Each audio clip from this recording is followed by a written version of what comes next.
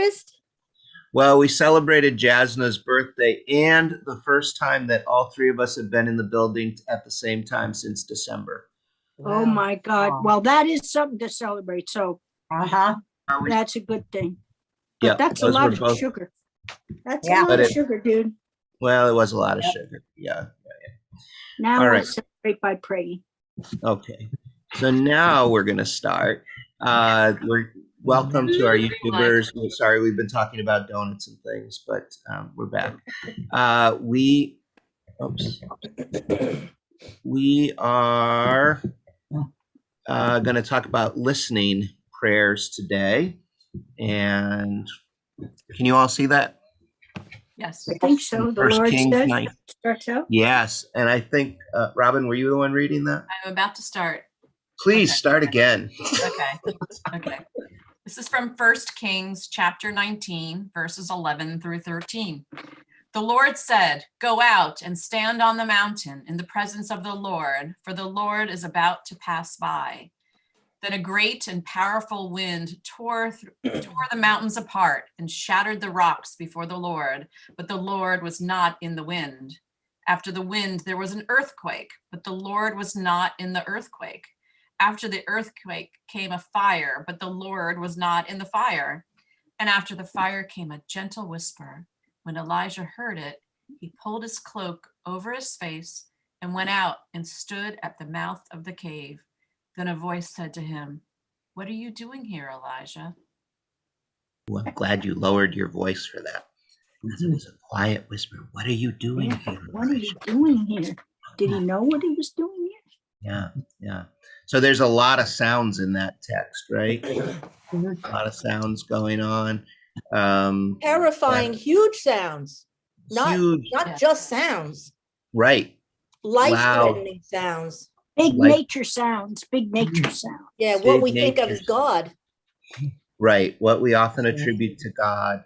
And, but it wasn't until all that stuff settled down that the whisper came, and that was God's gentle voice.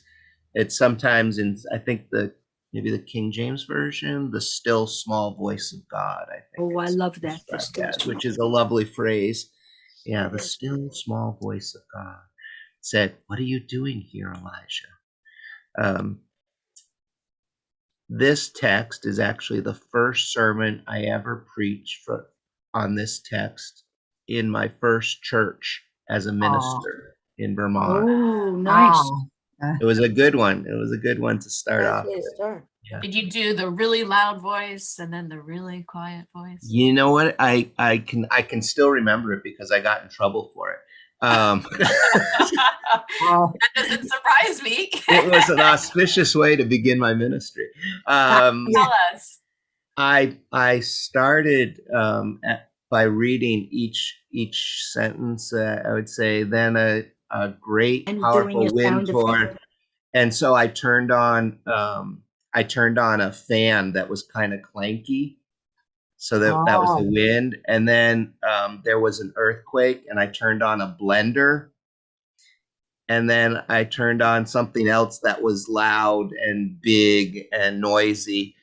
And I said, and there was all this noise. God had called Elijah to the edge of the cave. We have a lot of noise in our lives too, don't we? We've got a lot of things going on. And maybe if we turned them off, and then I turned one thing after another off, maybe it's in this quiet place that we can hear God without all those distractions that call our attention. And some people were like, "Oh, that was very creative." I was going to say, how about no? Oh, no. Yeah, and then there were two deacons that came up to me like Penny and said, "No, don't do that again." No. Don't do that again. Out. Yeah. No, So but It's I like the see book, that The it was. Napping I House. see that it was a good. It was good. It was a good way to it was do a it. good image, right? But I just But I want to know what you did for the fire. You know, I wish I can't remember what maybe I had a fan with like red and yellow streamers on it or something so that it would glow. crinkles. You obviously didn't have my input on this one. Why? What would About you the have done? fire, no. Oh, yeah. Well, I Yeah. could have used something, but it was my first Sunday. Yeah, I didn't want to burn the joint down. yeah. Well, Yeah. Exactly. Definitely. But I That's think, funny. sometimes there's a lot of noise in our world, and we can be distracted from God's quiet voice who's just whispering to us. And sometimes we have to turn that stuff off and withdraw a little bit to hear, what are you doing here? Or what are you doing here? You can Sometimes inflect. it's hard to turn it off. It is sometimes hard to turn off, Barbara. That's right. It is. I 'Cause I it think really- some people don't want to turn it off because they're afraid of figuring out what are they doing here. I think, the whole crew of people that always have the radio on loud in the car, in the house, in the work, it's to keep them from thinking silent thoughts about what are you doing here. Maybe. I think you're right. There's a lot Well- of reasons they might do it.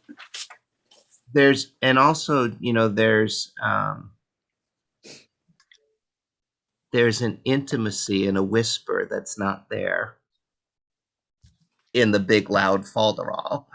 There's an more intimate relationship if somebody whispers in your ear, hey, I love you, rather than they put on a big show of loving you and doing all this. Those are very different experiences. Mhm.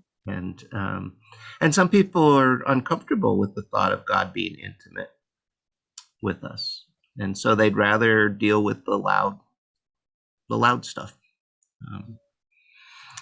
So I just thinking about, I'm sure lots of you have spent time over at Rockefeller, or it could be any trails or park or anything.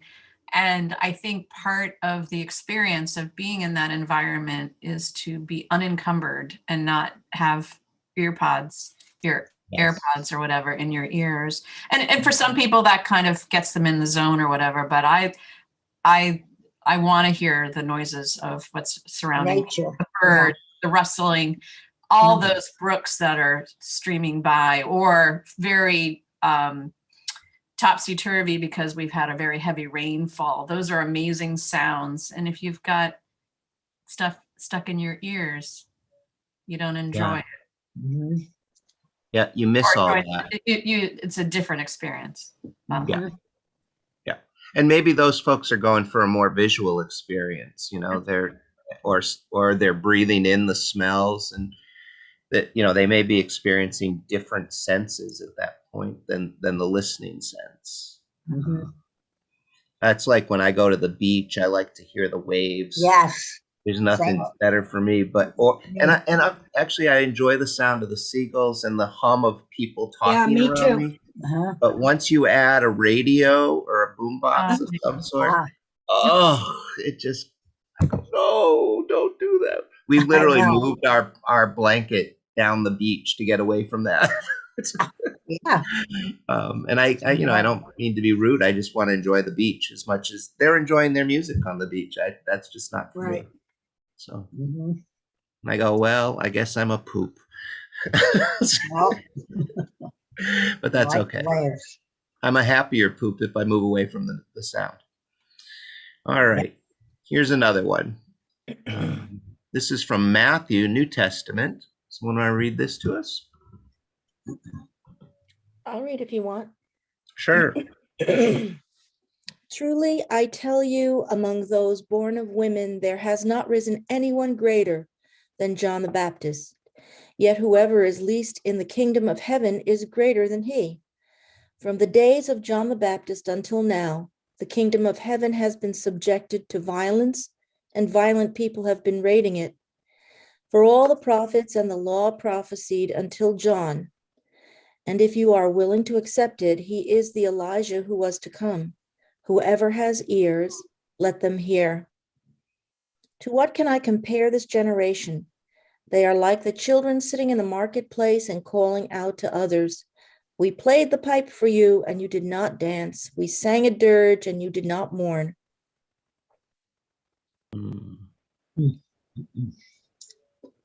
But this is Jesus speaking in Matthew about John the Baptist. Yes. Mhm. What do you think's going on here? about listening. People aren't listening.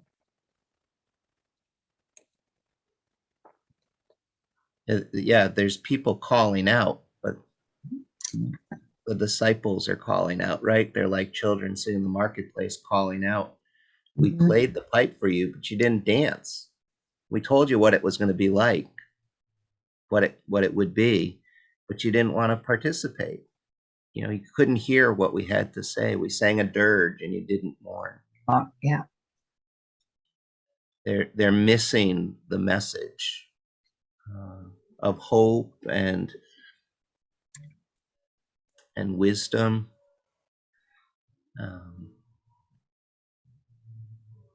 Even though John was telling them repent, they didn't understand what that meant. I think it's listening with understanding is a part of this text.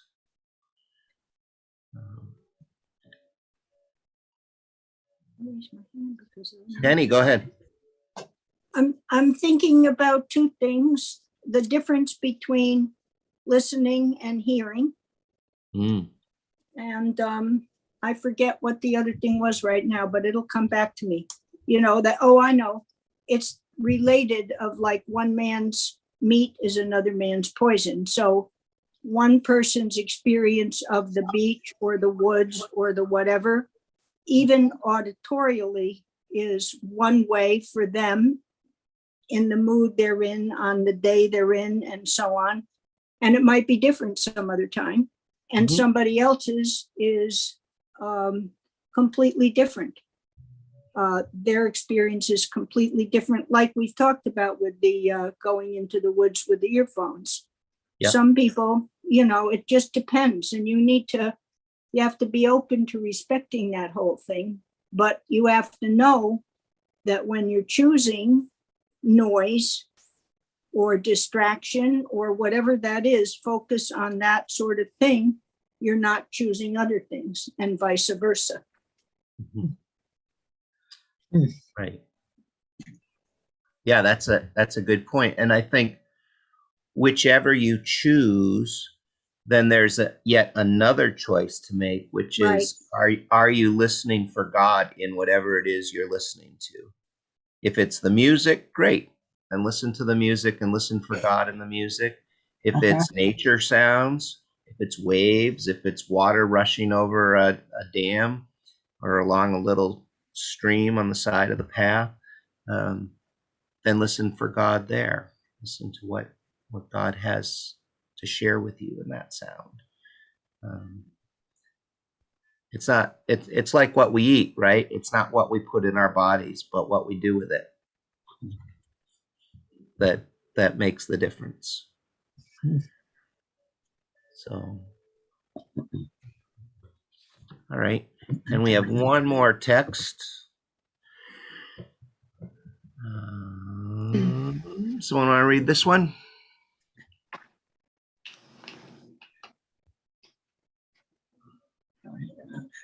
Sure, Todd, I'll read it.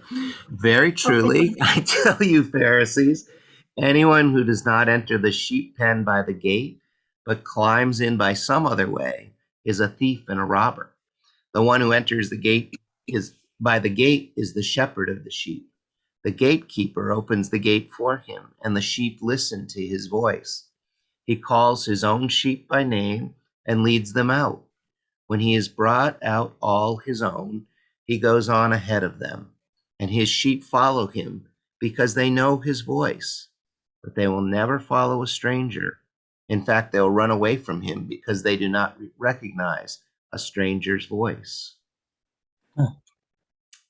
That's from the Gospel of John, and John talks a lot in images, right? A very poetic language.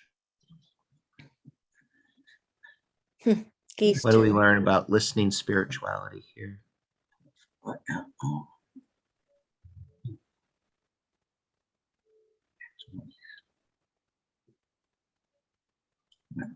That it's a connection, that it's not just what you're hearing, but that you are somehow now a partner with the one who's speaking. Yes. Yeah, you're not you're not speaking just to someone who doesn't care about you.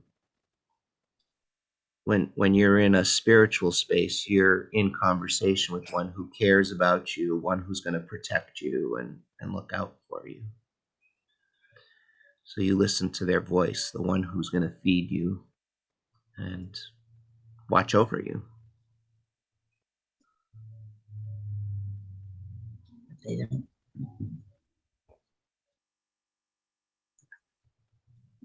It's Have any of you, go ahead, Jan.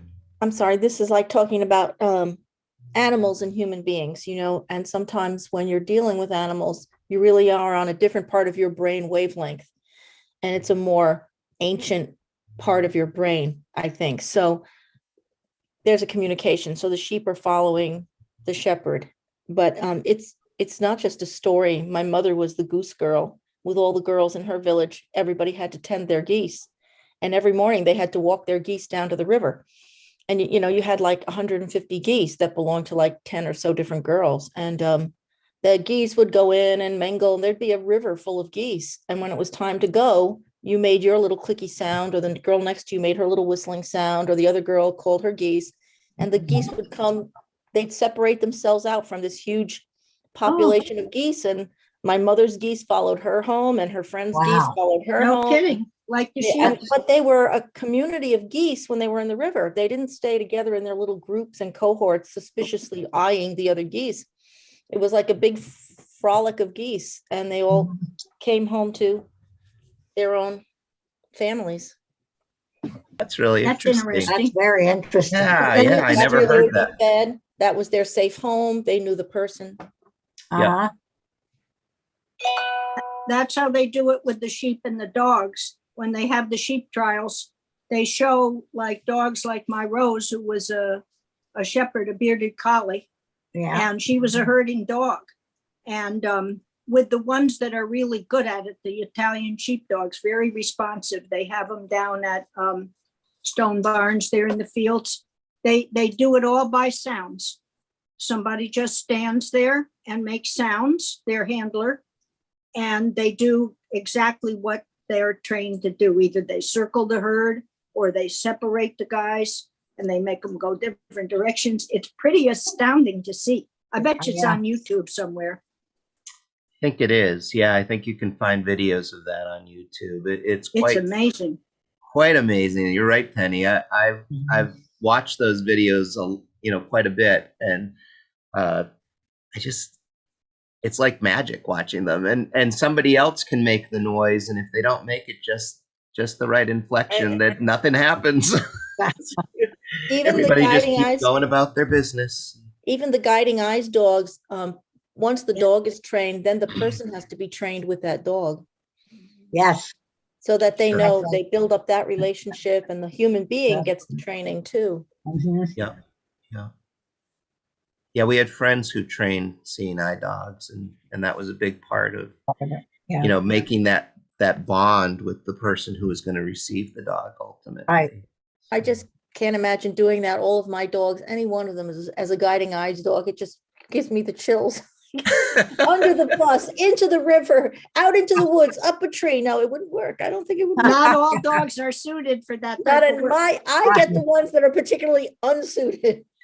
Your dogs would be good for someone with a very adventurous spirit and a big insurance policy. and a big insurance policy. Yeah, that would be- Oh. But you know that not all of the puppies that they take in are appropriate either.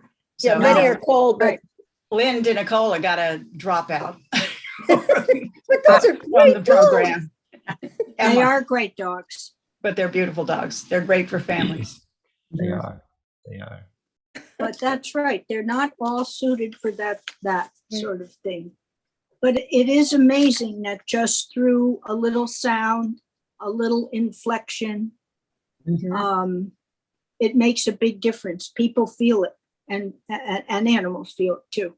Yeah. I mean, Mhm. there's a big difference, and that communication that goes two ways, such as God is trying to have with us, can be very powerful if we feel it, and if we accept it, and if we think of it that way. Mhm. Right. We understand the signals. Yeah, and you know what? I think that's interesting at the end that someone who's a stranger they won't listen to. And sometimes you hear things from people who present themselves as being from Jesus or being about Jesus, and you listen to them and you say, that doesn't sound like Jesus. That doesn't and you kind of wrinkle your nose, you kind of that's interesting, and you walk away and you say, well, I'm not going to really listen to that because you have your relationship with Jesus, and if it is so far removed from that relationship, you know, Mhm. no, this isn't right. Um, No, there've if been you're doing, by the way, can you hear me? yes. Yes. Because I said twice that I would read that last. I didn't hear you. Oh, I said didn't it hear you say twice. that. I think it was because of your screen. It doesn't matter. I'm sorry. I just was thinking when you do tapping prayer Mhm. Yes. and you say, something to the effect of that you are totally accepted by God. I think just the idea of saying that it puts you so close to God because you just know that's true and you're there. And it's Yeah, just you really feel that. That's really like, it just gives you a little tap on your heart. Those words too, I agree, Anita, that's a real reaffirmation doing tapping prayer when you say that. Mhm. Completely loved and totally accepted by God. And you feel changed after that. And Yep. every step that you come down through tapping prayer, it reinforces that. Yeah, somebody asked me this week, what do people who don't Yeah. do, was it you, Jan? I Yeah. think. Yeah. The people you What, learned it from, right?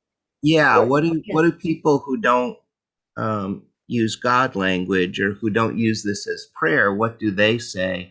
And what we learned was I deeply love and completely accept myself. Or Good too. I think I'm an okay person or a good person, or Uh-huh. even though I have this problem, I can believe that I'm a good person, Person. which is nice if you believe that. I mean, I Yeah. don't know. I don't always believe that about myself, but Right, exactly. but I That could think take a God lot of loves tapping. me. I'll love God. I'll believe that God loves me, even when I'm the terrible, rotten person that I can sometimes be. I can still believe that God will love me. So it's a little different thing. I like what Penny said. It would take a lot of tapping. Not for you, Todd. I didn't mean you. Some of those ideas take a lot of tapping. Some of them take a lot of tapping. They do take a lot of tapping. I've experimented with feeling reactions to tapping without saying anything Yes. because of thinking them as energy centers like chakras. Yes. And I have experimented and I can feel an automatic release through the course of the tapping, through the course of the 10 spots or how many ever there. Yep. By itself, which is pretty nice too and amazing. But I mean, it's only it's the tip of the iceberg. Yeah. But I'm just saying it is very powerful, and combined with, I think, deeply loved and completely accepted. That's just such an awesome thought. So awesome that it's really helpful. It's penetrating. Penny, I've done it do you- silently too, because I've woken up in the middle of the night and I've needed to do tapping prayer and I don't Yeah. want to wake anybody up. So Right. like Me Yeah. too. very quietly. So do very you quiet. actually tap or do you Yes, I actually visualize tap. the tap? I Penny, do actually you tap. actually tap silently? Actually tap. Yes, I actually tap. Okay. Yeah, because So I feel it happen when I tap. Mhm. yeah, Martha, and I think if she was here, she would tell you this. When my Martha, one of the many Uh-huh. Marthas at the church. Sometimes in the night, she worries she's going to wake me up, which bombs could go off and they wouldn't wake me up probably. So, but anyway, she's concerned. God bless her. And so she visualizes the tap. She visualizes herself Okay, like with that's her a good eyes one. closed, tapping on the side of her hand and then tapping the top of her head. She kind of, with her eyes closed, can see that, and she goes through the words silently, like you've described. Wow. And she gets relief from that too. So Oh, I find okay. I'm so glad you said that, because there are times that I want to do tapping prayer and it just doesn't seem right in the middle of the night mhm. to make those sounds. I mean, even though there's no one here, not even the cat, but Yeah. Right. sometimes it just seems like, oh, I just can't start talking out loud. So Yeah. that's really good to understand. Mhm. Yeah. Well, I guess that would be the quiet whisper of God bringing the healing there, right? Mhm. I Penny, like you were that raising because your it hand. could be quiet. I like the whispering. So Anita, no one, your neighbors won't hear you if you whisper. He's self-conscious Right. though. And your invisible cats won't hear you either. No one will hear you. No, It's but like God a will hear you. mantra. It's like a mantra when you're trying to calm yourself in any kind of a meditation, whether it's affirmation kind of meditation or visualization. Sometimes, you say it to yourself, but sometimes you can whisper it. Mhm. But it's that pattern, it's that lilting, or it's the repetitiveness of it Right. can get you, because the whole idea is, to try and just only think of those thoughts and get rid of the clutter. Yep. Yeah. I in preparing for this, I read about a practice of reading scripture out loud to another person. You could do it with yourself, but I think it's more effective with another person. And you can do it by phone or by Zoom or face to face if we're in that mode. Sitting in the same room, I know, with a mask on. But the sense of repeating a short piece of scripture, like what are you doing here? God whispered, what are you doing here? And just have the other person repeat that back to you and go back and forth a few times and then sit and listen and then try saying it a little differently. And that can be a prayer, a way of listening for how God is speaking to you, because you actually can hear the words spoken. And I thought, oh, that was a neat practice. I was interested in that. So if we said, the Lord is my shepherd, I shall not want, and then one of you repeated that back to me. The Lord is my shepherd, and I shall not want. It's nice, isn't it? The Lord is my shepherd, and I shall not want. The Lord. Oh, someone else. The Lord is my shepherd, and I shall not want. The Lord is my shepherd, I shall not want.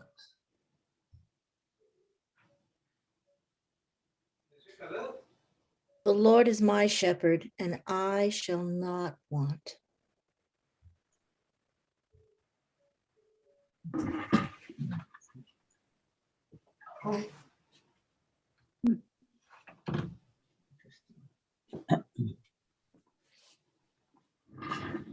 The Lord is my shepherd. I shall not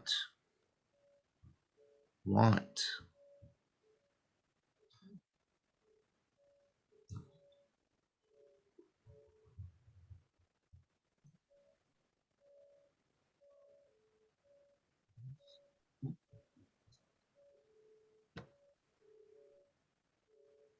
And then we might, after a little quiet time, ask each other, what did you hear God saying in that? new insights did you gain? What did you hear God speaking to you in that exercise, in that process?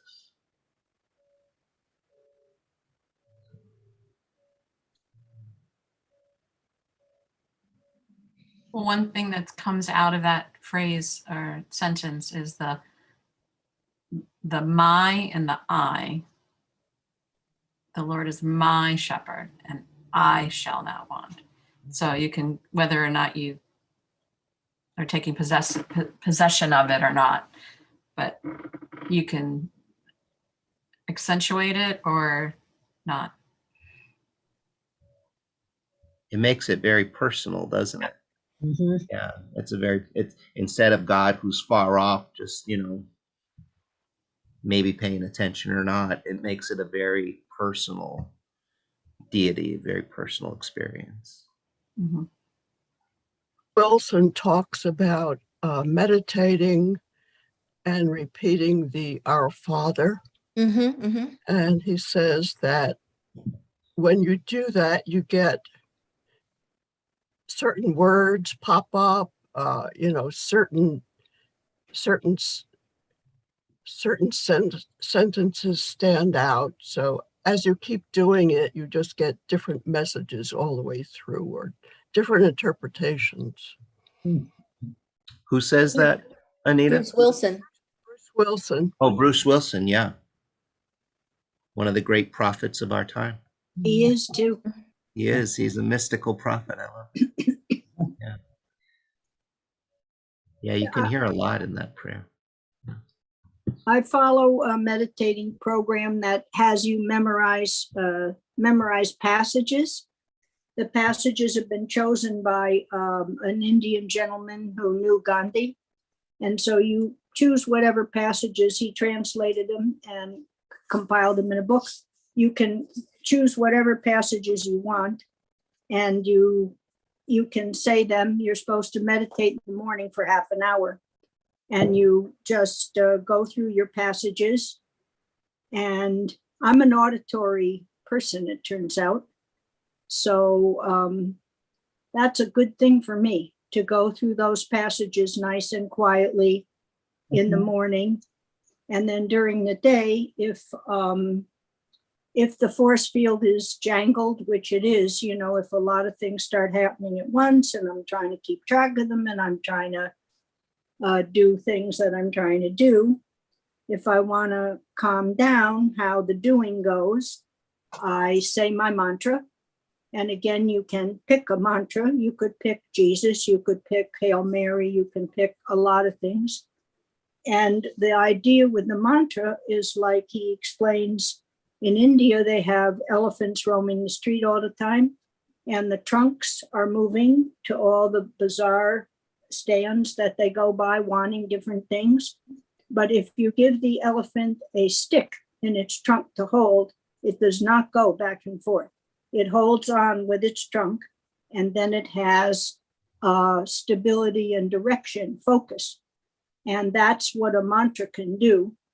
You could do it with anything. You could do it with the Lord's Prayer. You could do it with the 23rd Psalm, anything where you just get in the habit, you train yourself of how to roll that rhythm with the words and the feelings through enough time, and it doesn't take too long after you practice it, that you change the energy field for yourself. It's a very effective technique. Do you speak the words out loud, Penny? When I meditate, they tell you to go through very slowly through the passages, go through slowly, and they say, let the words drop into your mind. Mm-hmm. Usually I don't, but sometimes I do, because, right, like the elephant with the trunk. I need to hang on to the words. So sometimes I do better if I say it slightly out loud. The same thing with the mantra. You can sing the mantra too. That's fun. They sing it, they write it, and they say it. They train themselves to do it when they're going to sleep. if the force field during the day is jangly, or before you meditate to prepare the way, prepare the way. If somebody's sick in the group, everybody writes their mantra for that person for whatever period of time they decide to do it on their own. It's interesting, isn't it? And it's Yeah. all based on it's partly based on words, that hearing in your head, peace, and hearing in your head, care, and hearing in your head, love. Yeah, I think that's pretty powerful when you can hear those things in your head like that. Yeah. It is. And they It's, come out by themselves after a while. Yeah. When you get late, if you're using a program like that, something will happen and you won't think about it really. And all of a sudden you're saying one of your passages. Yeah. Or all of a sudden you're saying your mantra. And that's why they tell you to try to follow it, to do it, to make it a habit, because it's with you forever and always. Sure. I imagine you could probably do that with the Psalms.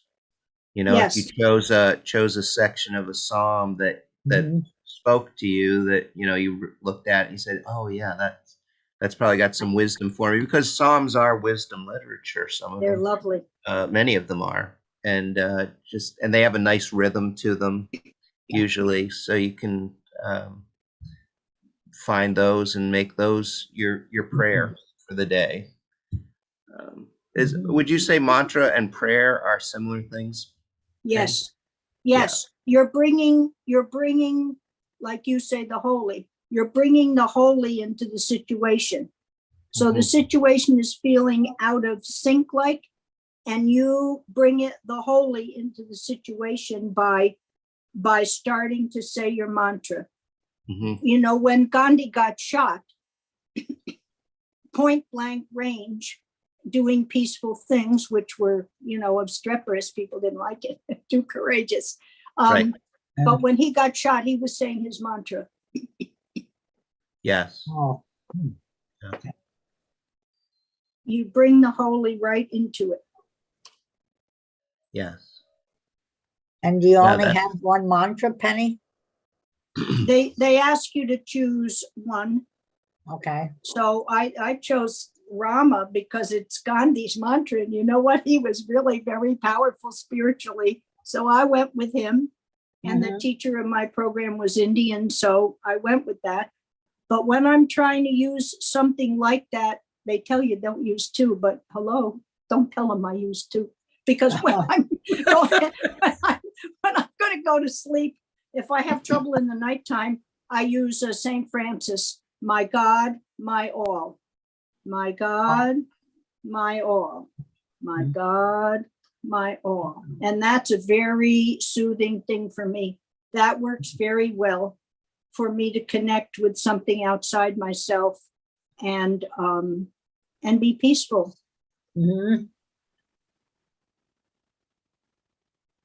I can see where those words would be very, very. Those are good for me. Words. Those are really good for me.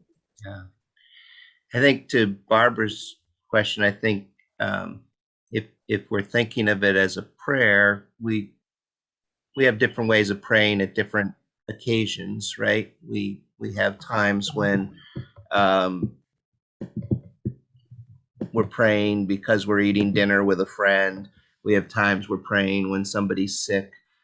We have times we're praying when we're feeling overwhelmed. So there may be more than one that's going to work for you in different situations. If you want to choose one that you're never going to forget, that could be helpful.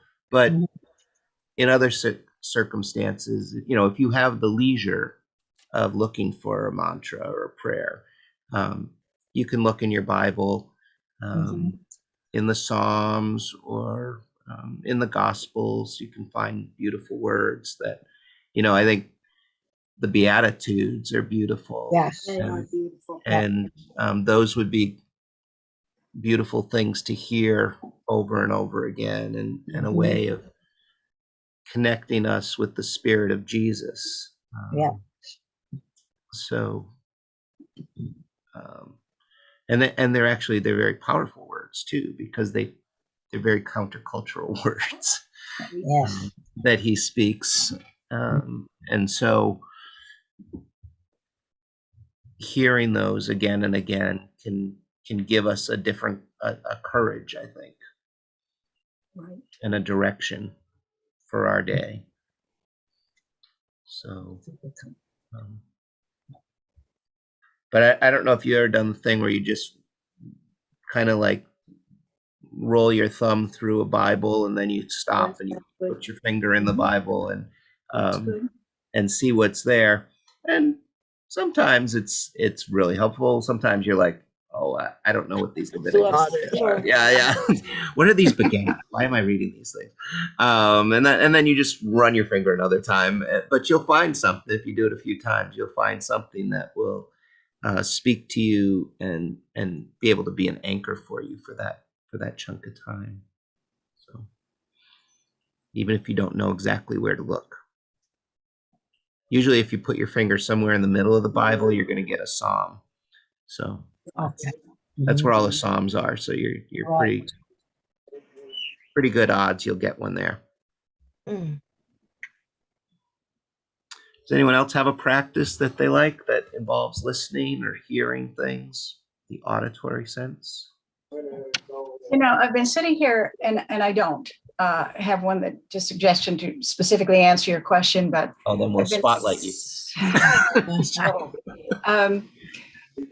I've been sitting here thinking over and over again about an experience I had as a teacher on the high school level when one of my students was granted permission to be in my class. I taught early childhood education, and the students were participating in a program that gave them actually classroom and field experience in caring for very young children and preschool and infant to preschool. So this student was allowed to participate in my program, but she was deaf. And she had a interpreter. She had a signing interpreter. She was a lovely, lovely young woman. Both of them were, but the student was. And she hadn't always been deaf. As a young child, she lost her hearing. Wow. So, but her experience that year, or I should say, my experience that year, trying to lead a class with a student with this level of disability of the five senses, basically she had four. She had four senses. Yeah. Four senses. And so much of what that program did relied more than I ever thought about before on hearing.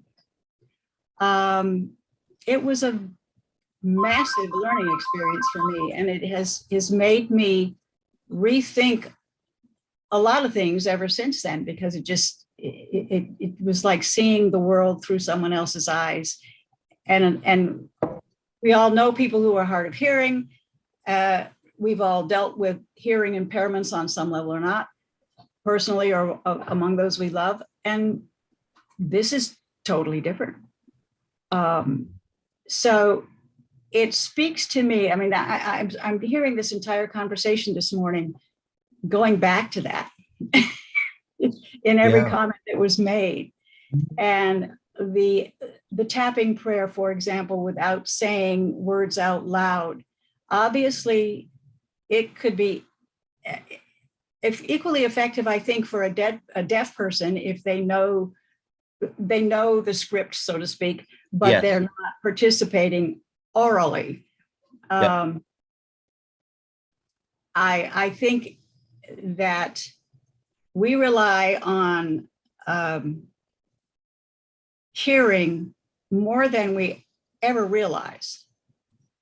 And, my first thought when I looked at your five senses and your plan for these sessions, my first thought under sound was music. And not a single word about music has been mentioned this morning. Now it has. And so I'm sort of leaving my teaching experience, but still it's a filter that I listen to all of this through. But ironically, we had a unit on children's music that year, and it was basically wasted time on this in many ways on this particular student, because she couldn't appreciate that. But that aside, I think music is a profound, and even in the mantras that you may say them with a rhythmic sing song. without realizing that that's an element of that as well. Yeah. Yes. Sit here thinking. Yeah. Well, I think Yeah, that's so. nice. To speak to the mute, I would like to get back to the student, but to speak to the music, I think that is a very powerful avenue for people to connect with God through listening to music and or playing music or singing music, as you do, Barbara. And I think that's a real gift to be able to make tones that transcend words sometimes, to make rhythms that transcends. Did any of you see the Beatles documentary that Peter Jackson made? It's been on Disney Plus. I think it's on right now. And there's a scene where they're writing, they're creating the song Get Back. Jojo was a man who thought it was a woman, da-dee-ba-dee-ba-ba-ba. And that's how they actually first sang it. Da-dee-ba-dee-ba-da-ba. And then they just kept going because they knew there'd be some words that would appear in that place, but they didn't need the words to make the song. They needed the sounds that would go there. And then they started throwing words that had similar sounds to into the place. And it was really a fascinating thing to watch, because they were just pulling these things out of the cosmos and over the course of, I think, 16 minutes, you watched them create the song over 16 minutes of video. Right. And I think that's where the Holy, can speak to us and bring us things that we don't always have full words for, but the rhythm of it can carry us to a place that's quite profound. Like, Get Back, Loretta. That's very profound. Yeah. Penny? I remembered now when I was taking Tai Chi, one of the ladies in the group had a very unusual house with like a 3-story space. She was a doll designer, so she had a workshop in her basement, and it wasn't exactly a basement, but her ground floor. And then she had a big open space, and in that she was working with sound therapy. She had a huge thing, like a big round something, and it had a hole in the middle, and it was like a musical instrument thing. And she invited the class to come over and stand in the space and have their energy harmonized by her gonging that sound a little bit. It was a very mellow, deep type of harmonizing sound, to let us be in the presence of that sound and see how we felt and how we experienced it. It was very interesting. And there were a lot of people working on things like that. The harmonizing power of, like you'll feel with the music a lot of times. If you know how the Indians always go, They kind of, they get into something that's more than what it seems like. Yes. It And vibrates in then- your bones, doesn't it? Yeah. Yes, There's a In- vibration in that's every- bigger than us that we can Mhm. connect into, Uh-huh. and when we get the rhythm of it, Yeah. it's a and very it sacred bypasses, space. it bypasses the words. Yeah. And do you have your sound bowl with you right now? I don't. Oh, Oh okay. shoot, No. I don't have mine. I'm at the office. I don't have it Oh, here. I but- have something. I have You have a something. sound I don't have any musical instruments at all up here. That's I- a I- mistake. That is such a lovely part of a meditation practice. Oh my gosh. Yeah. Introduce it in the beginning and also to kind of wrap it up too. Yeah. While we wait for the gong, I just like to get back to Barbara's student. Yes. I had a lot of experience with deaf people in part of my life. And I just wonder, when I think it's terrible that they can't hear music, but the thing is, they can sense the rhythm, they can feel it in and their they can feel- bodies. And I just wonder, how you could translate this into, I wonder if like they can dance easily. Because they Mhm. just feel the beats. So I wonder if that would somehow work into their feeling close to God, not through the music itself, but from the beats and from the The rhythm. feeling. Yeah. That's a good question. I wonder if, I think it's a blessing that we have all 5 of these senses so that we can mix and match them. And, if they have 4 senses that are functioning fine, then, it's like somebody who's blind isn't going to be able to see the colors that we talked about, and they're not going to see those images, but they might be able to hear or feel, touch things or smell things. So I think it's like a variety of gifts of the spirit. Everybody's got different gifts. And now Barbara's student Music is nice. could hear at one point and then couldn't hear. And I don't know if she had memories. Did you say it was a she, Barbara? I don't know if she had memories of that sound. That maybe when she felt vibrations, it reminded her of those sounds. I don't know, what point she lost her hearing or to what effect. Well, if they did have hearing at one point in their lives, it's very helpful for them because they can speak. They learn how to speak. It's kind of a monotone, but they know what you can hear it. They can say each word distinctly. Yeah. And if they've never heard real speech, sometimes it's pretty awful. Yeah, it can be very, very difficult to learn that. I mean, speech Yeah. is very reliant on, I think kids today who I know in Martha teaching the preschoolers, they're wearing masks. And a lot of learning sounds is watching my mouth make the That's sound. right. Yes. Right. And they're not, I mean, I'm sure at home they get it, but they're not able to get it reinforced at school. Yeah, that's So right. it's a very auditory. And Martha said, sometimes she'll lift up her mask and just go, whatever the sound is, or Uh-huh. make her face and say, it looks like this. And then she'll lift up and then put her mask right back down. But they're not seeing that all the time. And it'll be interesting to see how these kids' speech The develops. fallout from this is going to be so big. Oh, yeah. Absolutely. So big. We're in for it for a long time, I think. Mhm. Yeah. Yeah. But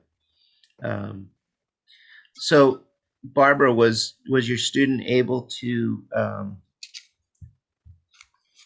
how did they process stuff about dance and children's songs and music and stuff? What did they do? I can't remember too many specifics about her in that particular part of the studies court, but I do remember having conversations with her interpreter, and there were limitations. There were things that I asked the other students to do that she couldn't. She couldn't engage the kids out in the centers, in that particular format. Yeah. But she could participate, circle time with little guys and clapping and that kind of thing. I can't recall exactly at what point she lost her hearing. I know she was quite young, but it may have been, I just don't remember. Yeah. But she did have some memory of hearing. She also had the ability to lip read to a certain extent. Not well, but she did. But and found out all kinds of interesting things. Just as we speak in, this is an aside, but just as we speak in slang or have shortcut words, and even worse now in the texting generation, but in the visual part, which I can have trouble understanding half the time. But deaf people can sign in their own language too. I mean, they sort of make it up as they go along. So it's like, if you sign to your sibling, you'd understand it, but nobody else would. So she was learning creative at the same time that she was learning other things. She was having to learn ASL so that she could actually attend the School for the Deaf, the New York School for the Deaf, and be facile in the communication of ASL. So it just was, I don't know what she got out of the class that year, but I got an awful lot out of it. There's a lot to it. There's a lot to it when you realize the dimensions of a disability or a different way of perception for whatever reason, Yeah, it's amazing. Well, and when Barbara, when you were saying that, her assistant or whatever, they had their own special interpreter, had their own slang and stuff. It's like the shepherd and the sheep, right? Yep. She knew the signs that she and her shepherd they had between each other. And well, actually, it wasn't quite like that. The interpreter was trying to instruct her in ASL so that she could. She was much more of a shepherd in that regard than communicating in non-ASL sign.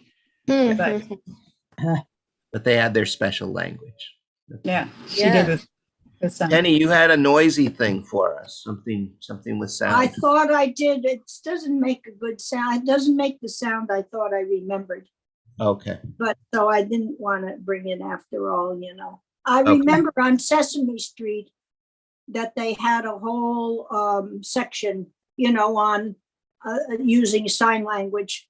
That one of the people was hearing impaired. And so she used sign language all the time.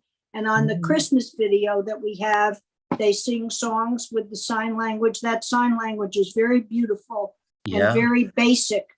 It's very beautiful. It sort of cuts to the chase of the meaning of the word and makes a picture out of it with hands. Yeah. It's quite something. And I liked it that they included it with the hearing people so that the hearing guys could see that there's another way to express it just by using hands. I'm wondering if that music that a totally deaf person can feel. I'm just thinking, I wonder if your student Barbara had been like given a cello where your knees are touching it, your chest is touching it, it's if you get those, just pull that bow or pluck those strings, you're going to feel that right in the core of your body. And I'm wondering how much that would become an expressive tool for a person who was had hearing loss. I mean, aside from making music, Yeah. Mhm. Well, those elemental vibrations are Well, she certainly could relate to that. I mean, or she did have that sense, and she was able. If we use percussion instruments in class, for example, it was much easier for her to sense that tempo. But again, following a melody of anything was just really an impossibility for her. yeah. So probably hearing wouldn't be her go-to for communicating with God. Right. It Hmm. probably wouldn't be her strongest attachment to holiness. Hmm. Although there could be some rhythmic stuff that could maybe connect her, but I don't know. I'm trying to think. I know a couple people up in Massachusetts who have no hearing, but I don't know around here if I've met people. I'll have to think about that to ask them. But that'd be good. I wanted to share with you all. I'll take this down. Remove the spotlight.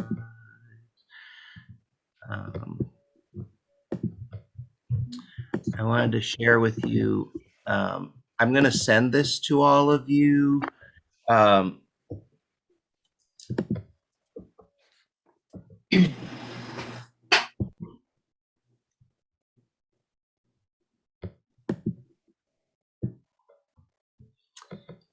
It's a series of exercises, different practices that you can try that involve listening.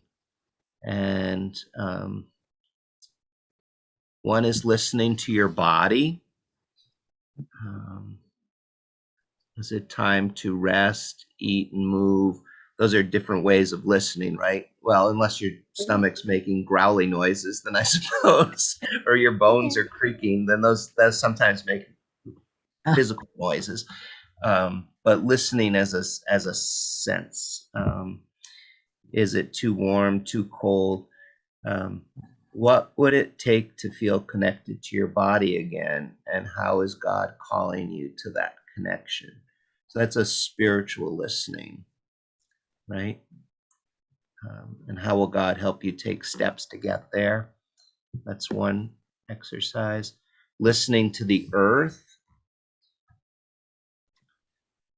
What's nature telling you? What do you hear? What's the land telling you? The trees? What story is the water telling you? What song is the wind singing today? Today it might be stirring up quite a bit because we're supposed to have heavy winds, right? And what are you resonating with as you listen to all those different sounds of the earth? What message does God have for you today in creation? So if you're out in the woods or out in a field, out in your backyard, out on your porch, you can listen to the earth ways. Listening to your soul. The Holy has been whispering your name since before time began. She delights in your presence and attention. Hush. What's God saying to you from within? Check in with that still place deep inside of you where you begin to remember who you are and get in touch with God's deep wisdom. Listen for what wants to be said next and breathe. Practice patience and pay attention to the yearning of your soul to be in communication with God.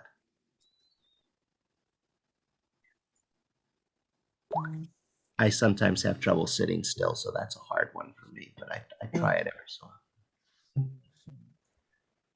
It's similar to this one. Listen to the silence, except this one is beyond you. It's not within you. It's listen to the silence beyond you. And what is it telling you?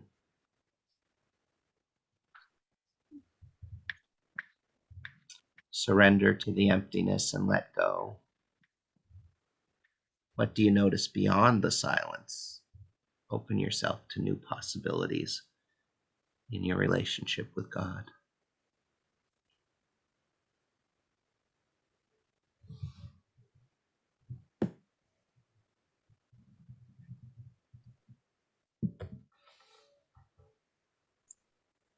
Listen to your heart. Listen to your phone ringing. I know.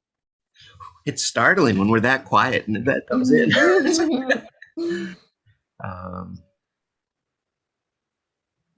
But listen to that holy rhythm of your heart.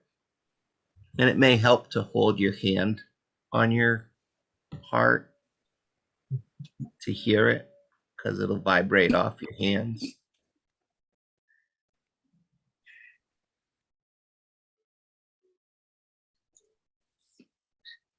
Listen to your mind.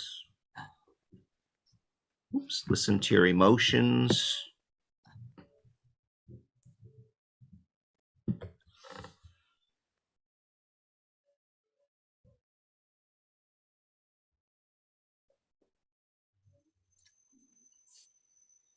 And I like this quote from Frederick Buechner. Tears in your eyes. Yeah, whenever you find tears in your eyes, especially unexpected tears, it's well to pay closest attention. They're not only telling you about the secret of who you are, God may be speaking to you through them of the mystery of where you have come from and is summoning you to where you should go next. If you've never read Frederick Buechner's stuff, he's a really great author. Spell his last name for me again. Buechner.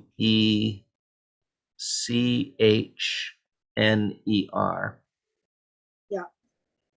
And he's written a lot of books. I don't know if he's still writing them or if he's still alive. I know when I first started ministry, actually his daughter served in the church in the next town from me, and she was a pistol. But he wrote some kind of fun books, mystical books, but books that you could get wisdom out of, I thought. Listen to your life. What's your life telling you? What are you present to? What if we held ourselves in reverence? That's a good question. Listen to your life, the mystery of it, the ups and downs and the grace, and be tender with yourself and with others. Remember that we are human beings, not human doings. I think that's probably a place where I'm deeply loved and completely accepted by God. Right there, as you think about your life. And I'll send this to all of you so that you have a Thank copy. you. But I thought this was a nice list. That's good, Todd. Thank you. Yeah, that'll be Yes. helpful.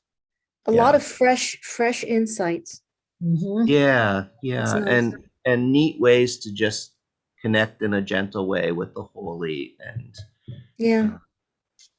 to listen in a different way. For God's quiet voice speaking to us.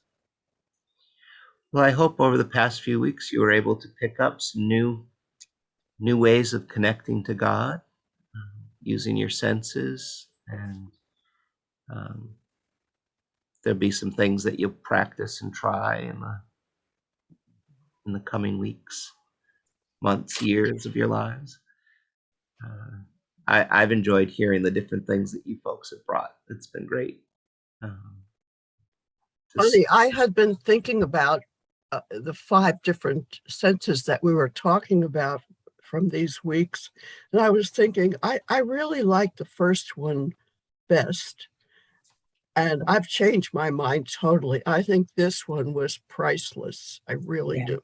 Mhm. Oh, good, good. I'm glad, Nina. Yeah. Yeah, and the nice thing is we can use them together, our senses. If they're all working for us, we can use them together, or we can take one at a time and really focus on them. And I think if you're listening to yourself, you'll have a good sense of which sense you need to focus on that day, or that in that time that you want to be in communication with God. So our next study will begin during Lent. That'll be in a couple weeks. We'll start up, and it's going to be the Grace of Les Miserables. Mm. And you Oh, no can, kidding. yeah, no kidding. And we'll, My Andrew just took Les Miserables out of the library and watched it the other night. Unfortunately, I was cooking dinner at the time, oh, but I know it's there and I'll be able to watch it. Oh, I've good, only had good. seen parts of it from now on. And listen to it. That's Oh Yes. yeah, listen to the course. music of it is Yes. great. Gorgeous. that's why I want to see Beautiful. it. The music and and that's what he had too. Uh-huh. And Penny, was it? I think it was your friend. Was it your friend who came to the cooking Bible thing that we did last year?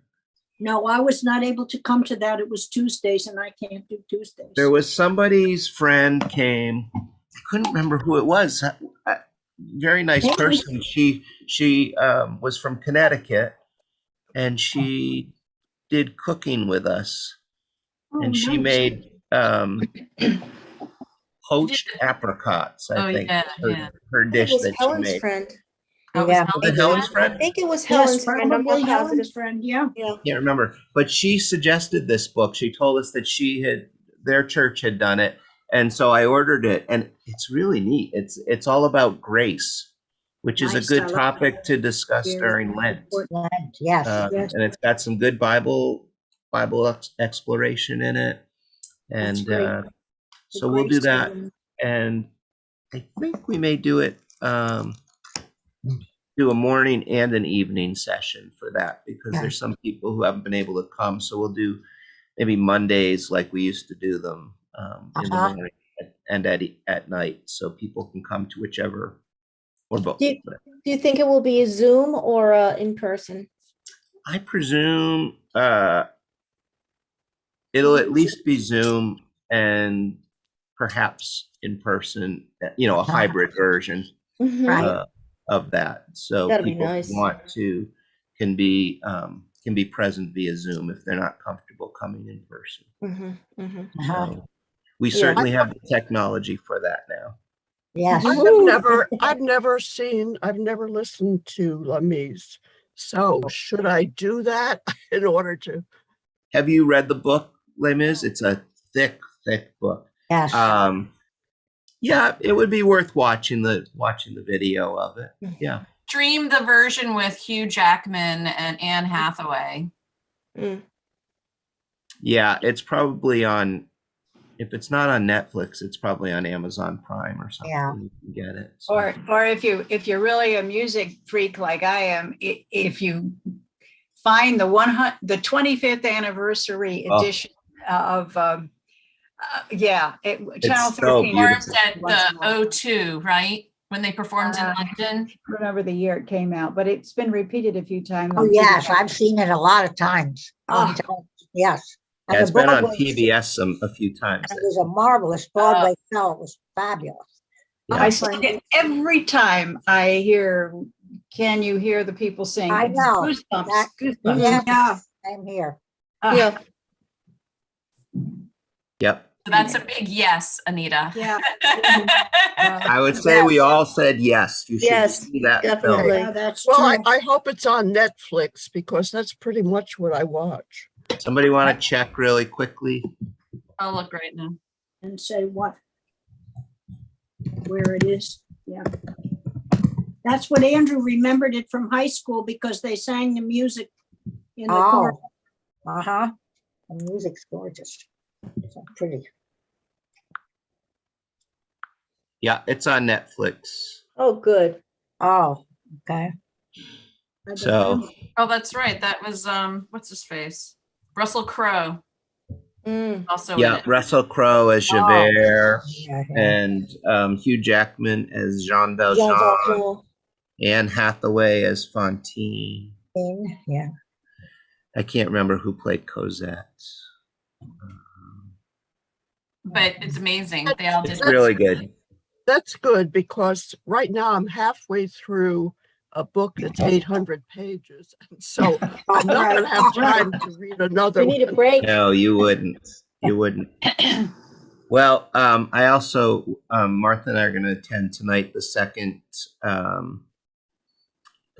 episode of Jesus and the Disinherited that Safe Haven Church is Oh, running. yes. That is a really interesting book. It was written back in the 1940s, but it's so spot on of what's going on in our world today. Really? It's really, really interesting. Howard Thurman was very, he was an academician and a pastor, and he was the dean of Marsh Chapel at Boston University, where my kids went to school for many years. You probably know him for that poem about what we do after Christmas. You know, after the shepherds leave, after the angels have flown away, then the true work of Christmas begins. Oh, It's a really lovely poem. You can look it up. I will send you all the that little 2-page sheet of different listening exercises. Thank you all for thank you very swapping much. your spirituality over the past few weeks. It's been great, and I feel Thank like you. I've grown. You too. It's fun. Yeah, All right. same here. Well, have a lovely day. Thank Thank you, you. everybody. Stay Thank you. warm. Yes. It Stay is warm. outside.